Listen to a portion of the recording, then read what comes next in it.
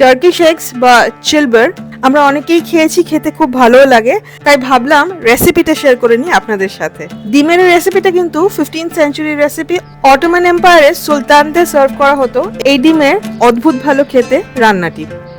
Hello নমস্কার, it's by Madhulika, আপনাদের সকলকে স্বাগত। আজকের রেসিপি টার্কিশ এগস। প্রথমেই রান্নার বেস অর্থাৎ দইয়ের মিশ্রণ বানাতে হবে।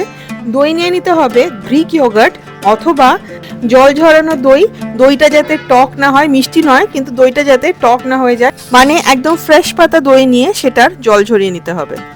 এর মধ্যে দিয়ে দিতে হবে স্বাদ মতো নুন, 1 চা চামচ গোলমরিচ গুঁড়ো আর লাল লঙ্কা গুঁড়ো 1/2 চা চামচ। রসুন দুটো বেশ মোটা দেখে রসুন বা 4টে রসুন, ছোট ছোট 4টে রসুন এরকমভাবে গ্রেট করে দিয়ে দিতে হবে। মিশিয়ে নিতে হবে দইয়ের সাথে খুব ভালো করে। এছাড়া লাগছে দিল লিভস। ড্রাই দিল লিভস ইউজ করতে পারেন অথবা ইউজ করতে পারেন ফ্রেশ দিল। খুব সহজে কলকাতায় ব্লিঙ্কিট বা সুইগিতে পাওয়া যায়, আমি কিন্তু ব্লিঙ্কিট থেকে আনিয়েছি।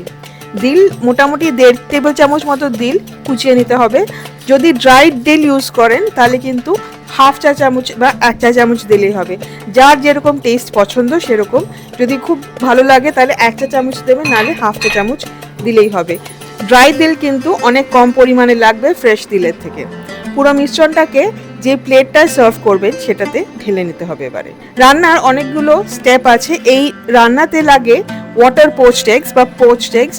আমি সেই ঝামেলায় যাচ্ছি না, অনেক ঝামেলা সেটা। তার থেকে আমি সফট বয়েল এগ বানাচ্ছি। নুন দিয়ে জলটা খুব ভালো করে ফুটে উঠলে দিয়ে দিলাম ফ্রিজ থেকে বার করা 3টে ঠান্ডা ডিম। ডিমটা দেওয়ার পরে জলের মধ্যে ডিমটাকে 2 থেকে 3 মিনিট এভাবে ঘুরিয়ে নিতে হবে, যাতে ডিমের ইয়োকটা, হলুদ অংশটা মাঝখানেই থাকে।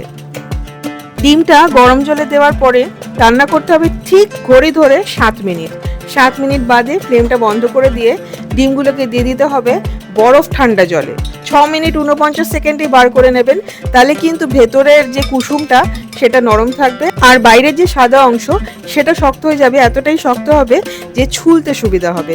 2 থেকে 3 মিনিট ভিজিয়ে রাখার পরে ডিমটা এইভাবে ছুলে নিতে হবে। যেহেতু নুন জলে সিদ্ধ করা হয়েছে আর আইস বাথ মানে ঠান্ডা জলে চুবানো হয়েছে, ডিমের খোসাটা খুব সহজেই ছাড়ানো যাবে, তবে একটু সাবধানেই ছাড়ানো ভালো, নাহলে কিন্তু ডিমের সাদা অংশটা ভেঙে যেতে পারে। এরপরে ডিমগুলোকে দিয়ে দিতে হবে ওই দইয়ের মিশ্রণে। এরপরে দুটো স্টেপ হচ্ছে 2 রকম তেল বানানো, একটা রেড চিলি অয়েল আর একটা গ্রিন অয়েল। রেড চিলি অয়েলের জন্য রসুন 5টা থেকে 6টা এরকম স্লাইস করে কেটে নিতে হবে। প্যানের মধ্যে দিয়ে দিতে হবে 1 টেবিল চামচ মাখন। মাখনের মধ্যে দিয়ে দিতে হবে এক এক করে রসুন কুচি। এই সময় কিন্তু গ্যাসটা বন্ধ রাখলেই ভালো, ফ্লেমটা বন্ধ রাখলেই ভালো। রসুন কুচির পরে দিতে হবে শুকনো লঙ্কার গুঁড়ো বা প্যাপ্রিকা পাউডার 1 চা চামচ আর রোস্টেড জিরে গুঁড়ো 1/2 চা চামচ। এর মধ্যে কিন্তু কাশ্মীরি লঙ্কাও দিতে পারেন, প্যাপ্রিকা যদি পাওয়া যায় প্যাপ্রিকা দিলে সব থেকে ভালো হয়, খুব সুন্দর একটা টেস্ট আসে। এবারে একদম গ্যাসটা কমিয়ে, আঁচটা কমিয়ে রসুনটাকে ভাজতে থাকতে হবে যতক্ষণ না রসুনটা লাল হতে শুরু করে। লাল হতে শুরু করার সঙ্গে সঙ্গে কিন্তু ফ্লেমটা বন্ধ করে দিতে হবে আর ট্রান্সফার করে নিতে হবে একটা বোলের মধ্যে, যাতে রসুনটা পুড়ে না যায়। রসুনটা জাস্ট রং ধরতে শুরু করলেই কিন্তু এটা করতে হবে, নাহলে কিন্তু রসুনটা পুড়ে যেতে পারে। তৈরি হয়ে গেল রেড চিলি অয়েল। এরপরে গ্রিন অয়েলের জন্য একটা কাঁচা লঙ্কা, 1 থেকে 2টো কাঁচা লঙ্কা কুচিয়ে নেব। দিয়ে দেবো ধনে পাতা 1/2 কাপ মতো। ধনে পাতা আর কাঁচা লঙ্কাটা পিষে নিতে হবে, সেটা যাতে তাড়াতাড়ি পেষা যায় তার জন্য দিয়ে দিতে হবে 1/2 চা চামচ নুন। এতে টেস্টটাও বাড়বে আর পিষতেও সুবিধা হবে। মনে রাখবেন ধনে পাতা কাঁচা লঙ্কাটা কিন্তু এখানে বাটা হবে না, জাস্ট একটুখানি ভালো করে থেতো করে নিতে হবে।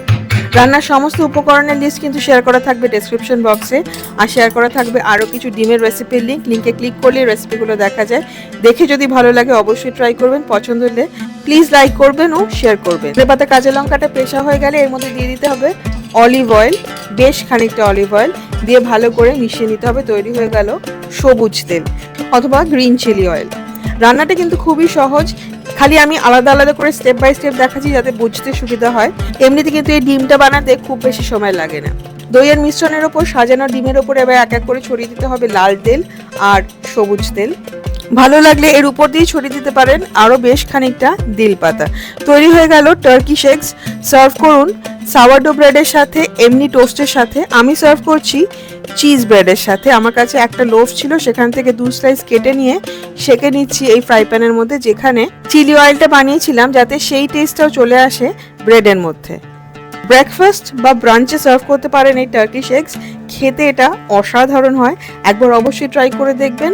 আমাকে কমেন্ট করে জানাবেন আপনাদের কেমন লাগলো। ইটস বাই মধুলিকা যারা সাবস্ক্রাইব করেননি অবশ্যই সাবস্ক্রাইব করবেন। হেলদি খান, ভালো থাকুন, হ্যাপি কুকিং। Thank you.